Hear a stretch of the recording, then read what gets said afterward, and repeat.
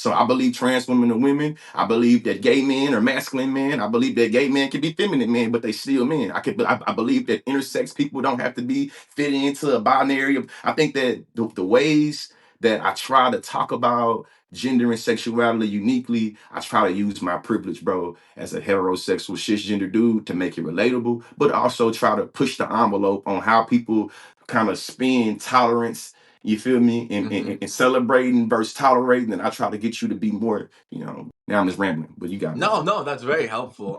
Because it's something that I think about. I was gonna write this video because there's actually nowadays. I think as you mentioned, there's been an erasure of queer history, but then nowadays it's like almost an erasure of queer history. Not even just going back to 1920s, but like all the way back. I think you said it actually in one of the clips that I saw. But there's this idea that like white people introduced queerness to Africa, to the African American population through that. I mean, there's that documentary Buck Breaking, which someone needs to do a debunking of. I'm sure there has been, Yeah, but man. it's pseudo history, and I think people often look at like places like Uganda or the Congo, where nowadays there's huge anti-LGBTQ plus movements, and say, look back at Africa, they don't do this, they don't tolerate this. And I'm like, the Ugandans did it because these Christian missionaries forced them to. Christian missionaries from America. The same thing happened in New Zealand. There was like this indigenous haka against the LGBTQ Pride Month festival that was happening there, and everyone's like, "Oh, look at these like indigenous societies; they don't do that." And it's like that was literally a Christian missionary organization,